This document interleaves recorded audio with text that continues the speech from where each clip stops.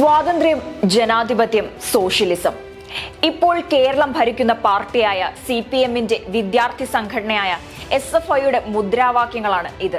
പക്ഷേ കൊടികളിലും പോസ്റ്ററുകളിലും ചുവരെഴുത്തുകളിലും മാത്രം ഒതുങ്ങിപ്പോവുകയാണ് SFIയുടെ സ്വാതന്ത്ര്യവും ജനാധിപത്യവും സോഷ്യലിസവുമെല്ലാം. പത്തനംതിട്ട കടമ്മനിട്ട മൗണ്ട് സിയോൺ കോളേജിൽ SFI പ്രവർത്തകർ ആക്രമിച്ചെന്ന് പരാതി നൽകിയ വിദ്യാർത്ഥിനിക്കെതിരെ ആറന്മുള പോലീസ് ഇപ്പോൾ വീണ്ടും കേസെടുത്തിരിക്കുകയാണ്. സഹപാഠിയായ വിദ്യാർത്ഥിയെ ജാതി പേര് വിളിച്ചു എന്ന പേരിലാണ് പോലീസ് ഇപ്പോൾ കേസെടുത്തിരിക്കുന്നത്. പരാതിക്കാരിയായ പെൺകുട്ടിയും സുഹൃത്തുമാണ് ഈ കേസിലെ പ്രതികൾ. ഇതോടെ 3 കേസുകളാണ് ഈ പെൺകുട്ടിക്കെതിരെ രജിസ്റ്റർ ചെയ്തിരിക്കുന്നത്. SFI നേതാവ് ജെയ്സൺ ആക്രമിച്ചു എന്ന പരാതിയിൽ 3 ദിവസത്തിന് ശേഷമാണ് പോലീസ് കേസെടുത്തത് എന്ന് ഓർക്കണം. പക്ഷേ പരാതിക്കാരിക്കെതിരെ കേസെടുക്കാൻ പോലീസിന് വെറും മണിക്കൂറുകൾ മാത്രമേ വേണ്ടി വന്നുള്ളൂ. SFIക്കാരനായ അർജുൻ നൽകിയ പരാതിയിൽ പട്ടികജാതി പട്ടികവർഗ സംരക്ഷണ നിയമപ്രകാരം ജാമ്യമില്ലാ വകുപ്പ് ചുമത്തിയാണ് രണ്ടാമത്തെ കേസെടുത്തിരിക്കുന്നത്. പരാതിക്കാരിക്കെതിരെ കടുത്ത വകുപ്പുകൾ ചുമത്തിയാണ് പോലീസിന്റെ കേസ്. എന്നാൽ അതേസമയം SFIക്കാർക്കെതിരെ കേസെടുക്കുമ്പോൾ ദുർബല വകുപ്പുകൾ ചുമത്തിയാണെന്ന് ആരോപണം ഉയർന്നു കേൾക്കുന്നുണ്ട്. ഇതെന്ത് നീതിയാണ്? സ്വാതന്ത്ര്യവും ജനാധിപത്യവും പറയുന്ന കമ്മ്യൂണിസ്റ്റ് കുട്ടിസഖാക്കൾക്ക് വേണ്ടി മാത്രമാണോ പോലീസ് ഉദ്യോഗസ്ഥർ ജോലി ചെയ്യുന്നത്? ഇവിടെ പരാതിയിൽ കേസെടുത്തില്ല എന്ന് ആരോപിച്ചുകൊണ്ട് പോലീസ് സ്റ്റേഷൻ ഉപരോധിച്ച 10 യൂത്ത് കോൺഗ്രസ് KSU നേതാക്കൾക്കെതിരെയും ജാമ്യമില്ലാ വകുപ്പുകൾ പ്രകാരം കേസെടുത്തിട്ടുണ്ട്. പ്രതിപക്ഷ പാർട്ടിയെയും അവരുടെ വിദ്യാർത്ഥി സംഘടനയെയും അടിച്ചമർത്താൻ വേണ്ടി മാത്രമുള്ളതാണ് പോലീസ്. ഈ മാസം 20-ാം തീയതി ആയിരുന്നു ആ വിദ്യാർത്ഥിനിക്ക് നേരെ SFI നേതാവായ ജെയ്സൺ ജോസഫും അദ്ദേഹത്തിന്റെ സഹപ്രവർത്തകരും ചേർന്ന് ആക്രമണം നടത്തുന്നത്. അന്ന് തന്നെ ആ പെൺകുട്ടി പത്തനംതിട്ട ജനറൽ ആശുപത്രിയിൽ അഡ്മിറ്റ് ആവുകയും ചെയ്തിരുന്നു. അന്ന് ആ പെൺകുട്ടിക്ക് മൂക്കിന് സാരമായ പരുക്കേറ്റിരുന്നതാണ്.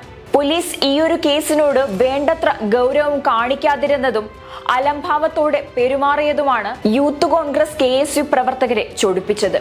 അങ്ങനെ അവർ പെൺകുട്ടിക്കൊപ്പം ആറന്മുള പോലീസ് സ്റ്റേഷനിലെത്തി സമരം ചെയ്യുകയായിരുന്നു. ആ സമരം കൊണ്ട് മാത്രമാണ് പോലീസ് കേസെടുത്തത്. ഇതിനു തൊട്ടു പിന്നാലെയാണ് SFIക്കാർ കേസ് കൊടുക്കുന്നത്. ഇതിൽ പെൺകുട്ടി ആറന്മുള പോലീസിന് പരാതി നൽകിയിട്ടും പോലീസ് വേണ്ടത്ര ഗൗരവം കാണിക്കാതിരുന്നതും അലംഭാവത്തോടെ പെരുമാറിയതും കൊണ്ടാണ് യൂത്ത് കോൺഗ്രസ് KSU പ്രവർത്തകരെ ഇത് ചൊടിപ്പിച്ചത്. പെൺകുട്ടിക്കൊപ്പം ആറന്മുള പോലീസ് സ്റ്റേഷനിലെത്തി ഇവർ സമരം ചെയ്യുകയായിരുന്നു.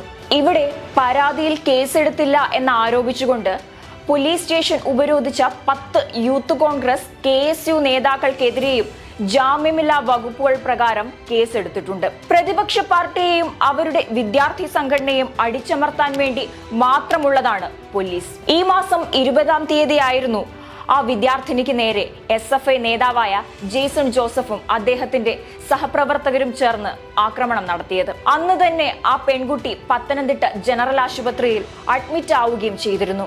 അന്ന് ആ പെൺകുട്ടിക്ക് മൂക്കിന് സാരമായി പരുക്കേറ്റിരുന്നതുമാണ്. സംഭവത്തിൽ പെൺകുട്ടി ആറന്മുള പോലീസിന് പരാതി നൽകിയിട്ടും പോലീസ് ഈ ഒരു കേസിനോട് വേണ്ടത്ര ഗൗരവം കാണിക്കാതിരുന്നതും അലംഭാവത്തോടെ പെരുമാറിയതും കൊണ്ടാണ് യൂത്ത് കോൺഗ്രസും KSU പ്രവർത്തകരും ചേർന്ന് പെൺകുട്ടിക്കൊപ്പം ആറന്മുള പോലീസ് സ്റ്റേഷനിലെത്തി സമരം ചെയ്തത്. ആ സമരം ഒന്നുകൊണ്ട് മാത്രമാണ് പോലീസ് കേസെടുത്തത്. ഇതിന് തൊട്ടു പിന്നാലെയാണ് SFIക്കാർ പെൺകുട്ടിക്കെതിരെ കേസ് കൊടുക്കുന്നത്. ഇതിനുശേഷമാണ് പെൺകുട്ടിക്കെതിരെ ഇന്നലെ മറ്റൊരു കേസ്, അതായത് ജാതി പേര് വിളിച്ചതിനു കൂടി കേസെടുക്കുന്നത്. അതോടൊപ്പമാണ് പോലീസ് സ്റ്റേഷൻ ഉപരോധിച്ചതിന് ജാമ്യമില്ലാ വകുപ്പ് പ്രകാരം കേസെടുത്തത്.